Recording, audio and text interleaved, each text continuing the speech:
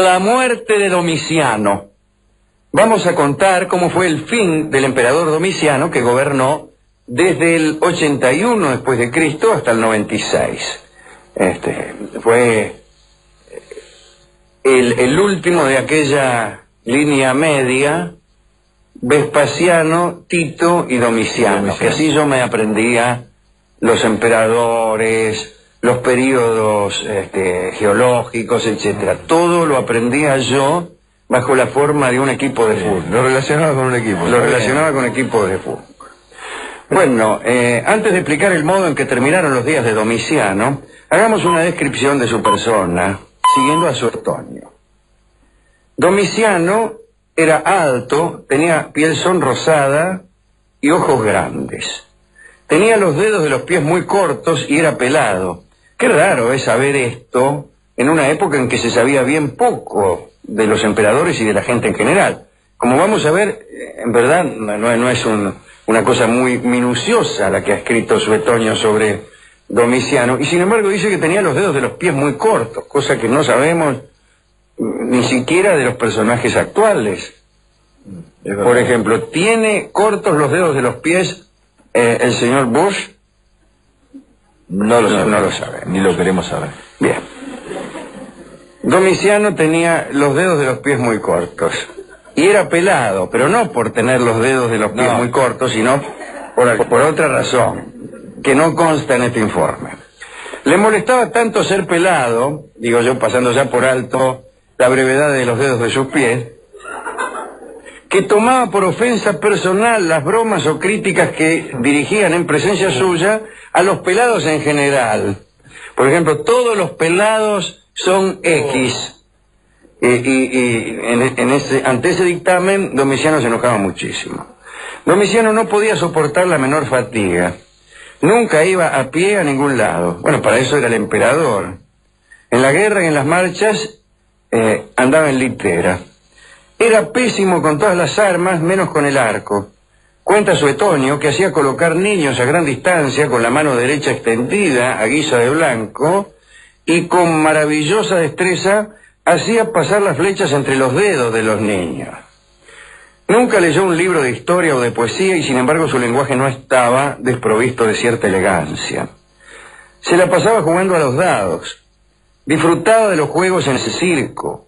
En una oportunidad, en un lago abierto cerca del Tíber y rodeado de gradas, hizo representar batallas navales en las que combatieron flotas enteras. Bueno, esto lo hacía casi todo el mundo. Era extraordinariamente inclinado hacia los placeres lascivos. Los contaba entre los ejercicios corporales. Mirá el pelado. Parece que Domiciano era muy arrogante y llevó esa arrogancia al extremo de dictar para el servicio de sus funcionarios una fórmula epistolar que decía: nuestro amor y nuestro Dios lo quiere y lo ordena. Él era nuestro amor y nuestro Dios.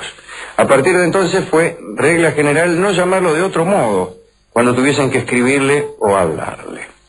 Se cuenta que Domiciano hizo levantar en todos los barrios de Roma un número tal de puertas monumentales y arcos de triunfo, con carros, trofeos militares, que alguien escribió en griego en uno de aquellos monumentos lo siguiente: basta.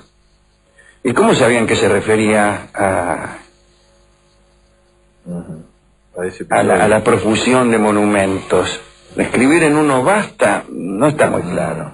No está claro. Si usted viera en una pared la palabra basta, por ejemplo, en alguna construcción muy redundante de la ciudad de Buenos Aires, pongamos por caso,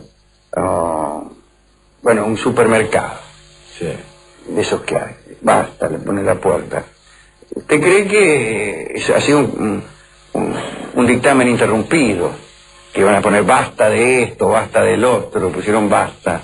O que es mejor todavía, ¿no? Una inscripción de hastío universal, de hastío ecuménico. Basta en general, basta todo. Yo quiero reinterpretar ese basta citado por Suetonio, que había la palabra basta en una puerta de Domiciano ¿Y qué saben si aludía a esa puerta? Claro. Era un tipo que estaba cansado de todo. Por eso puso basta. Bueno, qué sé yo. El nombre completo del emperador era César Domiciano Augusto Germánico. Tomó los nombres Germánico y Domiciano y con ellos rebautizó los meses de septiembre y octubre. De modo que el año entonces quedaba compuesto por enero, febrero, o mejor dicho, marzo, abril, mayo, junio, julio, agosto, Germánico, Domiciano, noviembre y diciembre. Queda mucho mejor. Sí, estamos en Germánico. Estamos en Domiciano. Ah, no, en Germánico. Sí. Parece mentira. ¿Qué día es hoy? Hoy es 6 de Germánico. 6 de Germánico. Bien. Domiciano se casó con Domicia Longina, la hija de un general que había luchado en tiempos de Nerón y que era esposa de Helio Lamia. Mirá. Así que, por no decir otra cosa. Lo cambió sobre la marcha. Al emperador no le importó que Domicia ya estuviera casada y ordenó que se casara con él. En el año 82, Domicia, que era hermosa, fue declarada Augusta, que no sé lo que significa verdaderamente, debe ser alguna clase de dignidad. Un año después del casorio, sucedió que la emperatriz, que en verdad no quería mucho a Domiciano, se enamoró de un actor que se llamaba París y se unió a él, por no decir otra cosa. Domiciano descubrió a los amantes, mandó al exilio a su esposa y ordenó que mataran a París. Y para dar énfasis a ese castigo también hizo matar a un discípulo de París por la única razón de que se parecía a su maestro en la figura y en el talento. Fue entonces que empezó a desarrollarse una conjura que desde el exilio y con el apoyo de los senadores comandó la expulsada Domicia. Hay que decir que el odio de los senadores hacia Domiciano se debía a la aplicación de la ley de majestatis sobre ofensas a la persona del emperador. Esa ley le confería a Domiciano la posibilidad de ejecutar y confiscar los bienes de los condenados para hacer frente a los gastos. Y desde luego, si a usted le pueden confiscar la fortuna por ofender al emperador, es obvio que cualquier cosa que usted venga a decir puede ser declarada ofensa. Corremos el riesgo de ofender a cada rato. Y efectivamente todo era ofensivo. Y el emperador despojó a muchos senadores de sus riquezas y aún de sus vidas. Mesio Pomposiano, por ejemplo, fue muerto por haber nacido bajo una constelación que, al decir de algunos, le auguraba la posesión del imperio. Mucho tiempo antes de que se iniciara la conspiración esta de Domicia, el emperador había tenido presentimientos acerca del modo de su muerte. Un augur le había dicho que debía temer al hierro. Inquieto y temeroso a todas horas por la menor sospecha, Domiciano experimentaba espantosos terrores. En un momento, el emperador quiso mandar a talar las viñas, porque no le gustaban. Pero lo detuvo un escrito difundido en Roma. Eran 2 versos griegos que decían: aunque cortes todas las vides, no podrás impedir que haya bastante vino para celebrar tu muerte. Tan preocupado estaba por su vida que hizo disponer en la galería de su palacio piedras penguitas, que eran piedras espejadas por muy pulidas, que le permitían ver a sus espaldas. Pero nada le causó tanto miedo como la respuesta del astrólogo Ascletarión, que había predicho la muerte del emperador. Domiciano le preguntó entonces al astrólogo cuál sería su propio fin, a lo que Ascletarión respondió que lo destrozarían los perros. Domiciano mandó a degollar al astrólogo en el acto para demostrar que sus vaticinios eran errados y ordenó que se los sepultara con el mayor cuidado. Pero cuando los soldados estaban por ejecutarlo, era solamente uno, sobrevino una tempestad, una desbandada general, y curiosamente unos perros mordieron al adivino y después se lo comieron. No creo eso. No es creíble. Para mí no. Un testigo, falso seguramente, contó que el emperador... le contó al emperador lo que había pasado. ¿Sabe lo que le pasó a Ascletarión? Se lo comieron los perros. y Domiciano huyó a encerrarse en su habitación para no morir. Evidentemente, cuando uno se encierra en su habitación, no muere. A la mañana siguiente, el emperador oyó y condenó a muerte a otro, Arúspice, que le habían enviado de Germania por haber predicho sobre la fe en un relámpago una revolución en el imperio. El 16 de septiembre del 96, Esteban, un funcionario conjurado con Domicia, fue en busca del emperador con la excusa de que había descubierto un complot contra él. Se presentó con un brazo envuelto en lana y vendajes. Una vez que el emperador empezó a leer una lista de nombres, Esteban sacó de entre los vendajes una fariniera, un lindo cuchillo, y se lo ensartó a Domiciano en la ingle. Hubo un forcejeo, Esteban pudo gritar y llamar a otros conspiradores. Al final, 7 puñaladas mataron a Domiciano, que tenía 45 años. De la muerte de Domiciano, el pueblo se enteró con indiferencia.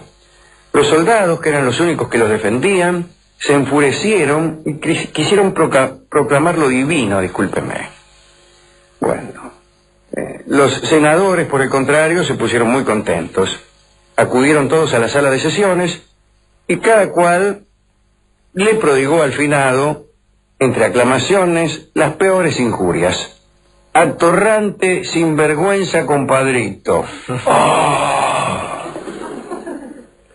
Más tarde hicieron arrancar los bustos y los escudos de los triunfos de Domiciano y decretaron por último que en todas partes fueran borradas las inscripciones que recordaran su memoria. Luego, una vez que creyeron forjado el olvido, el Senado nombró a Nerva, que era un senador, para que hiciera cargo del imperio. Como se ve, estoy pensando en tantos otros que fueron condenados al olvido, estas condenas no resultan. Es más, parece que conspiran contra el olvido. Porque el olvido es siempre poderoso, pero cuando se lo trata de legislar, entonces se vuelve en contra del legislador. Recuérdese a Heróstrato, aquel que le prendió fuego al templo de Ártemis en Éfeso, la noche misma en que le nacía un hijo al rey Filipo de Macedonia. Acusado por aquel crimen y llevado ante los jueces, Heróstrato dijo que lo había hecho para ganar fama, que había prendido fuego al templo para ganar fama. Entonces los jueces lo condenaron justamente al olvido. Prohibieron que se recordase su nombre en toda la Hélade. No lo consiguieron. Aquí estamos hablando otra vez, una vez más, de Heróstrato y de cómo lo condenaron a ser olvidado. Y eso lo inmortalizó. Dirán ustedes, conviene entonces, cuando uno quiere olvidar, no condenar al olvido. La respuesta es, así es.